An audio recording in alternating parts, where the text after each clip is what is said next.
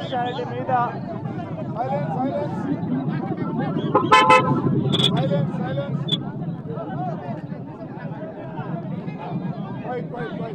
ఈరోజు పిన్నెల్లి రామకృష్ణారెడ్డి మీద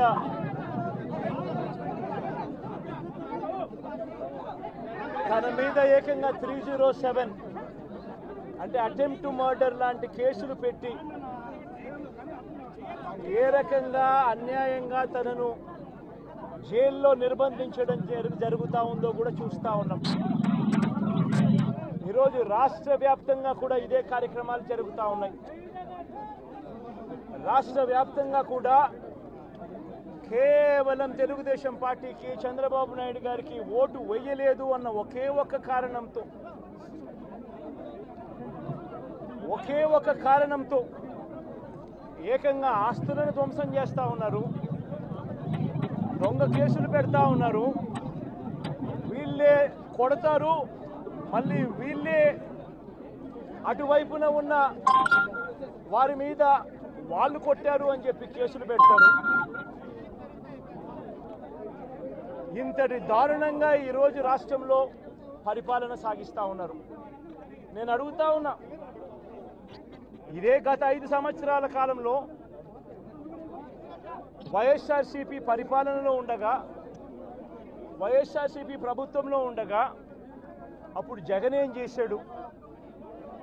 కులం చూడలేదు, మతం చూడలేదు, ప్రాంతం చూడలేదు, చివరికి ఏ పార్టీకి ఓటు వేశారన్నది కూడా చూడకుండా ప్రతి పథకము ప్రతి మనిషి కూడా అర్హత అన్నది మాత్రమే ప్రామాణికంగా తీసుకుని ప్రతి ఇంటికి డోర్ డెలివరీ చేసిన ప్రభుత్వం వైఎస్ఆర్సీపీ ప్రభుత్వందైతే, జగన్మోహన్ రెడ్డి ప్రభుత్వందైతే ఈరోజు కేవలం తెలుగుదేశం పార్టీకి ఓటు వేయలేదని, కేవలం చంద్రబాబు నాయుడు గారికి ఓటు వేయలేదని, కేవలం ఓటు వేయలేదన్న ఒక్క కారణంతో ఆస్తులు ధ్వంసం చేస్తూ ఉన్నారు, మనుషులను కొడతా ఉన్నారు, కొట్టి మరి కేసులు పెడతా ఉన్నారు.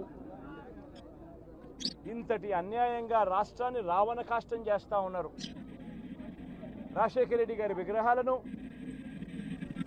ఎరగొడతా ఉన్నారు, పగలగొడతా ఉన్నారు.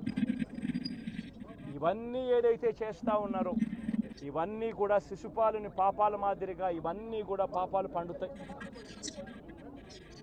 ప్రజాస్వామ్యంలో ఏదైనా కూడా ప్రజలకు మంచి చేసి ప్రజల గుండెల్లో స్థానం సంపాదించుకుని ప్రజల దగ్గరికి వెళ్ళి ఫలాని మంచి చేశాం కాబట్టి మాకు ఓటు వేయండి అని అడిగే పరిస్థితులు ఉండాలి తప్పనిచ్చి ఈ మాదిరిగా దౌర్జన్యాలు చేసి, ఈ మాదిరిగా అన్యాయమైన కేసులు బిగించి, ఈ మాదిరిగా ఆస్తులు ధ్వంసం చేసి, ఈ మాదిరిగా ఫియర్ సైకోసిస్ క్రియేట్ చేస్తూ రాజకీయాలు చేస్తే మాత్రం అది ఏ రోజు కూడా నిలబడే రాజకీయం కాదు.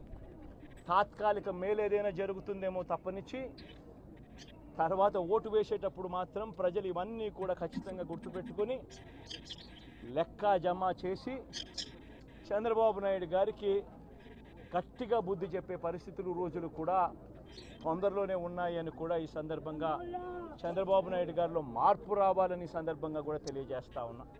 నిజంగా ఇదే విషయానికి వస్తే ప్రజలు ఎందుకు నీకు ఓటేశారు చంద్రబాబు నాయుడు గారు అని చెప్పి ఫస్ట్ చంద్రబాబు నాయుడు ఆలోచన చేయాలి. ఒకవైపున వైఎస్ఆర్ కాంగ్రెస్ పార్టీ ప్రజల్లో వ్యతిరేకత వల్ల ఓడిపోలేదు, ప్రజలకు మంచి చేసి ప్రజలకు మంచి చేసి వైఎస్ఆర్ కాంగ్రెస్ పార్టీ ఓడిపోయింది. ఎందుకు ఓడిపోయింది అని అంటే చంద్రబాబు నాయుడు చేసిన మోసపూరిత హామీలకు ప్రజలు కాస్తో కూస్తో కొద్దిగా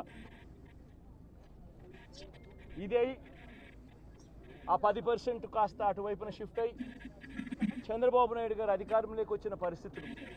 మరి చంద్రబాబు నాయుడు అధికారంలోకి వచ్చిన తర్వాత ఈరోజు రైతులకు తాను ఇస్తానన్న రైతు భరోసా 20,000 రూపాయలు ప్రతి రైతన్నకి ఇస్తానన్నాడు. వ్యవసాయం స్టార్ట్ అయింది, ఖరీఫ్ మొదలైంది, పంటలు వేగంగా వేస్తూ ఉన్నారు రైతన్నలు. ఇంతవరకు రైతు భరోసా 10,000-20,000 రూపాయలు ఇస్తానన్న దానికి అతి గతి లేదు. బడులు మొదలయ్యాయి. అమ్మఒడి కింద జగన్ 15,000 ఇస్తాను అని అంటే కాదు చంద్రబాబు నాయుడు వస్తే ఎంతమంది పిల్లలు ఉంటే అంతమందికి ఇస్తాడు, ప్రతి ఒక్కరికి 15,000 ఇస్తాడు అని చెప్పారు. రాష్ట్రంలో 1 కోటి మందికి పైగా పిల్లలు బడియీడు పిల్లలు ఉన్నారు. బడులు స్టార్ట్ అయ్యాయి. ఆ ప్రతి తల్లి కూడా అడుగుతూ ఉంది, తల్లికి వందనం అని పేరు పెట్టావు, అమ్మఒడి అనే పథకాన్ని పేరు మార్చావు, మరి ఆ డబ్బులు ఏమైనాయని చెప్పి గవర్నెన్స్ మీద కాస్త ధ్యాస పెట్టి ఆ తల్లులకి ఇచ్చే డబ్బులు ఇచ్చే కార్యక్రమం చూడండి. రైతులకు ఇచ్చే రైతు భరోసా 20,000 ఇస్తామన్నారు, ఇచ్చే కార్యక్రమం చూడండి. ప్రతి అక్క చెల్లెమ్మకు 18 ఏళ్ళు పైబడిన ప్రతి అక్క చెల్లెమ్మకు ప్రతి ఒక్కరికి 1,500 రూపాయలు ఇస్తామని చెప్పారు. అంటే సంవత్సరానికి 18,000 రూపాయలు. రాష్ట్రంలో 4,12,00,000 మంది ఓటర్లు ఉండరని చెప్పి మొన్ననే లెక్కలు తేలాయి. అందులో దాదాపుగా 2,10,00,000 మంది మహిళా ఓటర్లే. అంటే అందరూ 18 సంవత్సరాలు నిండిన మహిళా ఓటర్లే.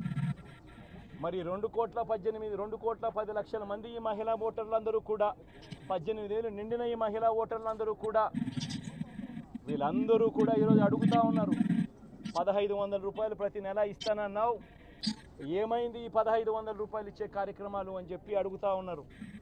వాటి మీద ధ్యాస పెట్టే కార్యక్రమం చంద్రబాబు నాయుడు చేయాలి. ఇదేవి కూడా చేయకుండా కేవలం భయాందోళనలు క్రియేట్ చేయాలి, రాష్ట్రంలో రావణ కాష్టం సృష్టించాలి, దొంగ కేసులు పెట్టాలి, ఇరికించాలి, ఆస్తులను ధ్వంసం చేయాలి. వైఎస్ఆర్సీపీ అభిమానులైనా, వైఎస్ఆర్సీపీ కార్యకర్తలైనా, వైఎస్ఆర్సీపీకి ఓటు వేసిన వారైనా కూడా ఎవరిని కూడా ఉంచకూడదు అన్న దుర్మార్గపు ఆలోచనలతో అడుగులు ముందుకు వేయడం అతి హేయమైన రాజకీయమని కూడా ఈ సందర్భంగా తెలియజేస్తా ఉన్నా. ఇదే రామకృష్ణారెడ్డి విషయానికే వస్తే నిజంగా ఎంతటి అన్యాయమైన పరిస్థితిలో కేసులు బిగించారు అన్నది ఒకసారి అందరూ కూడా ఆలోచన చేయమని కోరుతా ఉన్నా.